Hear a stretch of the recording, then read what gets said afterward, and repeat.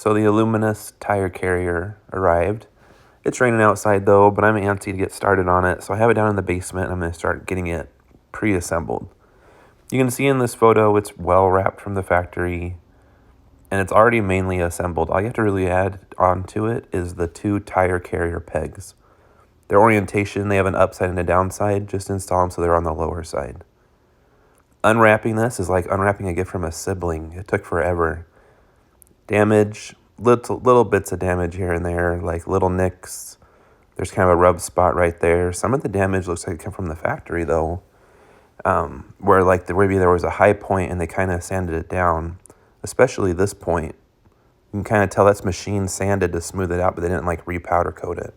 It's a little disappointing given how expensive this rack is, but I'll just hit it with a matte black touch-up pen, make it look a little bit better. So onto the pegs. You can kind of see the orientation. The peg is sitting more lower in the bracket. There's like a square metal piece up higher. If you flip them over, that's more recommended for the shelf rather than the tire. So instructions tell you to do this when it's installed on your van. I don't know if that makes much sense to me, so I'm just going to try it this way. I think it'll be okay. I used a level. I assume that my concrete basement is leveled, so I use a level to make sure that the pegs are on level, and then we'll go from there.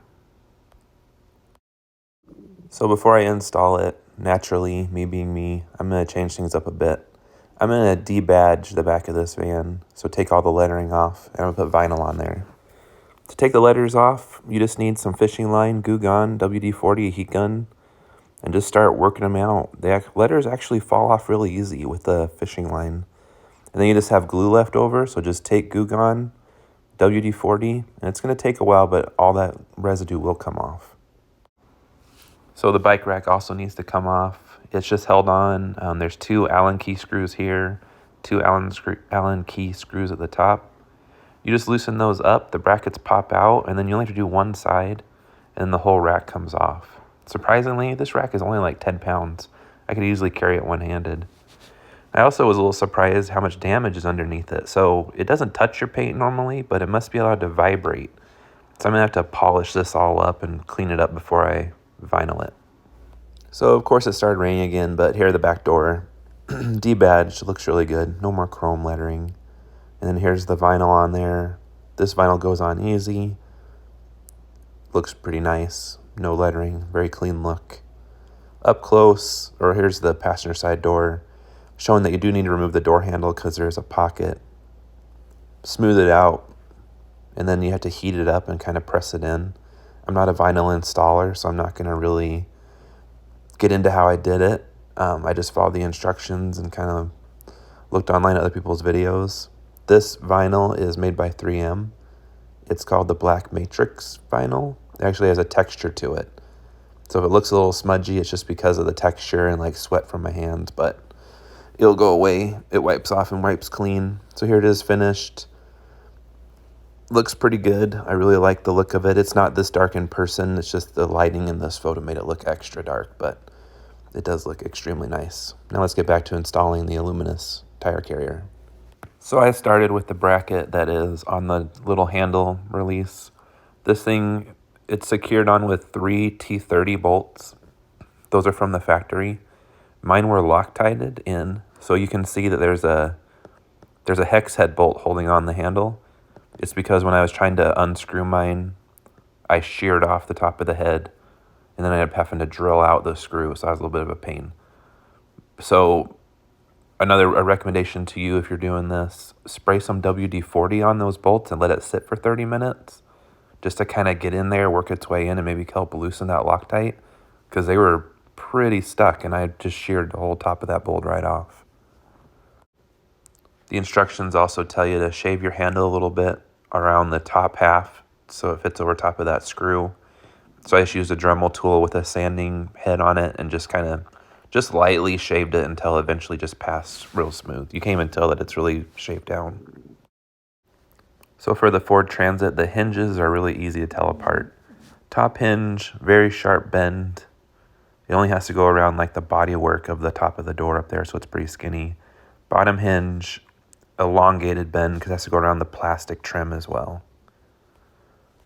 Now instructions tell you need a second person I say let's think outside the box and let's just use a box. So I'm using a box with a blanket to help support the weight and not scratch anything. That way I'm not trying to bust anyone's back trying to do this while I'm trying to mess with these hinges. So I started on the top hinge.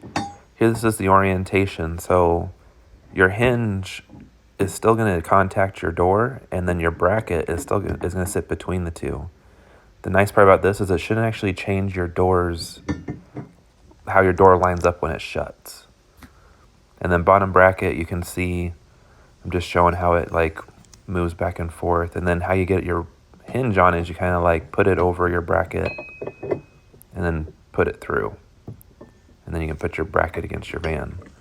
And then I just realized I put this on backwards.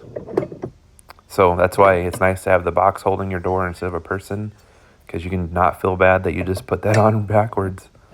So then there, that's the proper orientation. You kind of see it's banging against the door, but this is how it'll go on and then bolt back onto your door. And it uses the factory hardware that comes with your door for your hinges. And so now you can put your Aluminess carrier on the brackets. It fits on the inner side. Just put the Aluminess carrier up there and put the brackets on the bolts in real loose. And then tighten down these hinge sides first. And then if you have a gap, it comes with spacers. I had a huge gap. So I used both spacers, top and bottom, where it mounts to where the door handle is. After that's done, you can then mount the tire. I can't think of what they call it, but it's like where the center post goes in. Put it on loose so you can move it up and down and get your tire situated. And then once you got that tightened down, then you can put your tire on. So it's worth mentioning here, when this tire's installed, that center wedge, they call it a wedge, it's made out of plastic. It's held in with a single like large bolt. When you're torquing that bolt down, tighten it only to the point where the wedge can no longer move, like you no longer twist it. And then only do 2 full rotations after that. That center wedge is made out of plastic, and if you have a wrench in your hand, you can just keep on torquing that, and eventually you're just going to ruin the plastic. So just do what the instructions say, two full rotations once it's tight, and then stop. So I got the bike carrier back on. I've changed it. I took the bike carrier off and I put a roof rack on there so I could hold my skis in the winter. I did have to cut maybe an inch off this lower bar on the roof rack just so that it didn't rub against the tire all the time. I didn't want to create like a rub spot. And then for the folks that did leave the bike carrier on their rack, it might not fit. So depending on the tire size, it kind of looks like it won't be able to fold all the way up. It might fit in the down position, but I was just kind of pre-checking that fitment, so just don't be surprised if it doesn't fit. So I had some leftover vinyl, so I did the bottom of the sides of the van that are painted. It looks a lot better with vinyl on it, in my opinion. And then I put some on the front Ford logo too, just for fun. It looks really good, but I think it's not going to last up there. It's maybe too stretched and not going to make it. Like and subscribe for more. Today is super cold, so I'm going to winterize today, and I'll try to have that video out either tomorrow or maybe 2 days from now. That way other people can get started on their winterizing too, because it's probably getting cold for everyone. So thanks for watching.